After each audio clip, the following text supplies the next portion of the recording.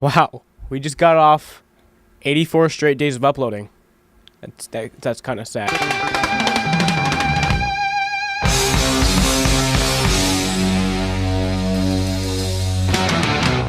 Hey yo, what's up guys, it's Samurai. How are you guys doing today? You guys are having a fantastic day. Today, we're going to be doing RaceInformer, and I still don't like this angle. We're going to do RaceInformer today. I know I didn't do one on Tuesday. I upload RaceInformer Tuesday and Fridays, but I didn't upload it on Tuesday. I wasn't able to, because usually I film like 5 videos in one day or something, and then I'll release them. But I didn't upload anything, or I didn't make any videos on Monday, so I couldn't do that. But we're going to do the extra long episode. We're going to talk about both New Hampshire and we're going to talk about Pocono in this episode. First, we should talk about New Hampshire. We'll talk about the race rundown. The race is actually, it was one of the better races. It was like rain delayed about 3 hours. It started around 4:30 p.m. And it was supposed to start around 1 p.m. or it was originally supposed to start around 2 p.m. But then they moved up the time to 1 p.m. because they knew the threat of rain. And then it wasn't able to start at 1 p.m. So then it got delayed 3 hours and started at 4 p.m. Once we finally got started, it was a pretty good race at the beginning. We saw AJ Allmendinger. He wrecked his car around lap 10. And we saw another caution. And then strategy worked out. Ricky Stenhouse Jr. was leading. 11 laps, I think, is what he led during that race. So Ricky Stenhouse Jr. was doing pretty well in the beginning. And then, you know, he had issues later. Ended up hitting the wall, wrecking out of the race. It sucks, but I think he finished something like 36th, I believe. We also had Brad Keselowski. He had brake failures, and he really was starting to slow down during the race, and that made him finish back in the 30s. Really sucks for him, but he's pretty much locked in at this point to the playoffs. Even though he doesn't have a win, he's pretty much like, he's 8th in points. He's pretty much locked in. Almirola was really coming close to a win. He was doing really good. He was leading so many laps. I think he led something like 60 laps. He didn't win any of the stages. Chase Elliott won stage 2, and Truex won stage 1. But he was leading a lot of laps. It really looked like he was gonna have a really good shot to win this race, and then he got slowed up on pit road. But Kyle Busch and him were having some issues on pit road, and that kind of sucked. He finished 3rd place, but he's gonna get a win this season. I can guarantee it. Now let's talk about Kevin Harvick versus Kyle Busch. This was the intense finish of the race.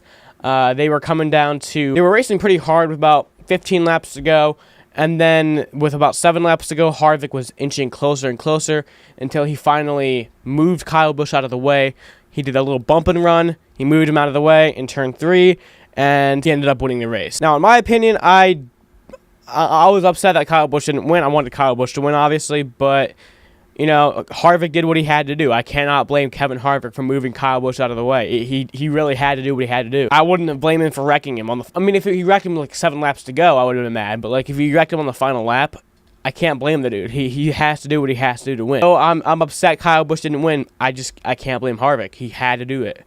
I mean, you can't blame somebody for doing what they have to do, even if it's against your favorite driver. Like I said, if he wrecked him, I would have been upset. But like, you know, I kind of wish he made a move like that, you know, on the final lap or something, but, you know, I can't blame him. Kyle Busch finished 2nd. It's not like Kyle Busch finished 15th after a move like that. He finished 2nd, so I can't blame him. All right, now let's look at some of the point standings from after that race. The playoff standings, Kyle Busch is still the leader because Kevin Harvick got that 1 win that was encumbered, so Kevin Harvick has more wins, but it says 5 wins here because Kevin Harvick got the Las Vegas win encumbered, so that's why Kyle Busch is still the points leader, and he's the actual points leader too, so it looks like he's going to be the regular season champion, which is going to be pretty cool. But yeah, Clint Bowyer's 4th in points. Joey Logano, Eric Jones, Austin Dillon still in there. Kurt Busch is 8th in points. And him and Keselowski are pretty safe in the playoffs right now. I mean, we've only had 7 different winners in the first 20 races. You never really know when someone else is going to win. It looks like they're pretty secure in. Alex Bowman is on the bubble. If you look over here, Ricky Stenhouse Jr. would be in, but Austin Dillon has that win.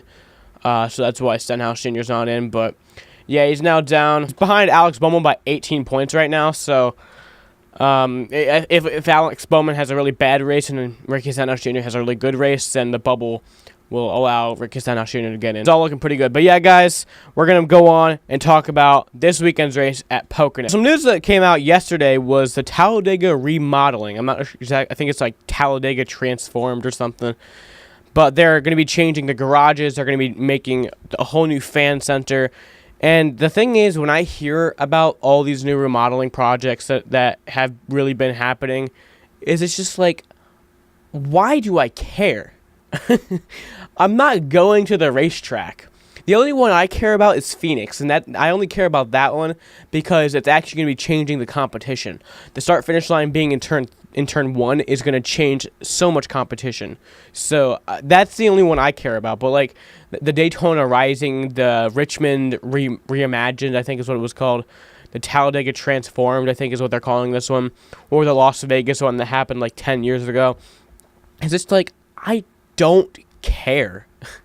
I just don't care at all because it's not changing anything for anybody who's going to be watching at home on TV. It's only going to be cool for the few people who have the hot passes and can walk around the garage. They talk about like adding in new bathrooms.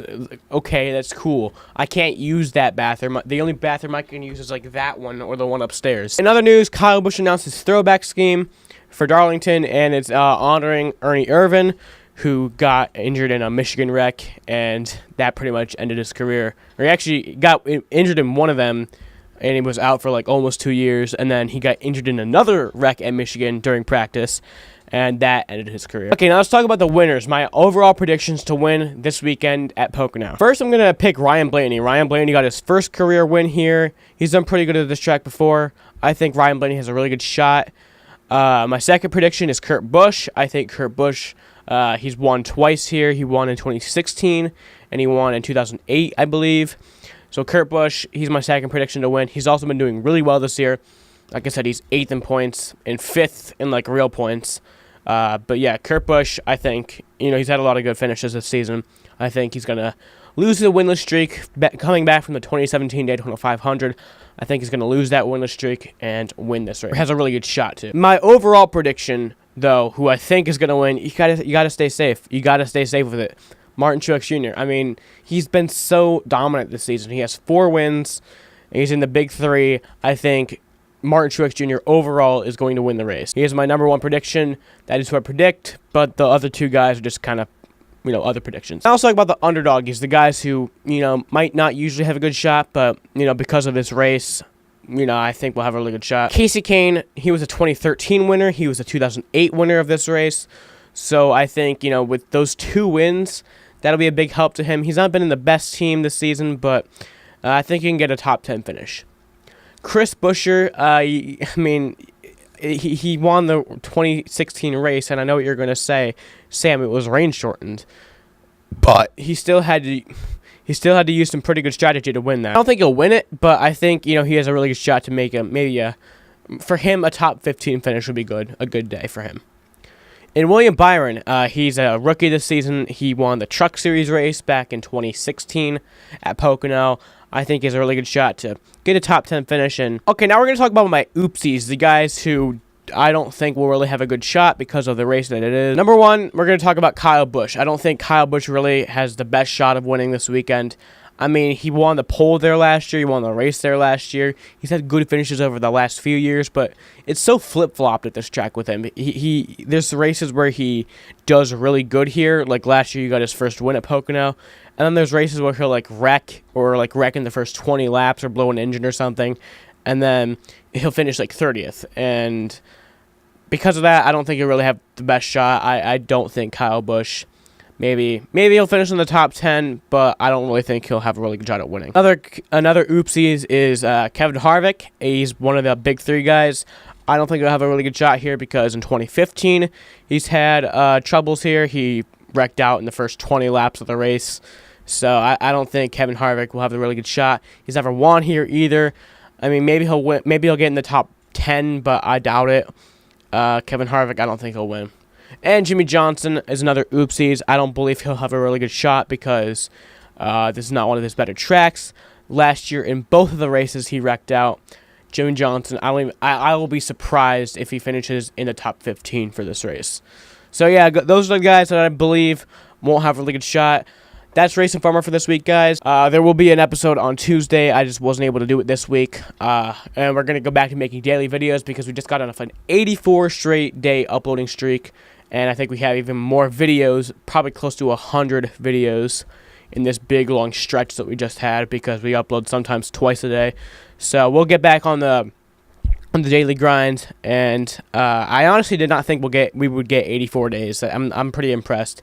I haven't uploaded that many videos straight since I was back daily vlogging back in 2016. So, I mean, that time I think I uploaded like 182 straight videos. So, 84 is pretty good.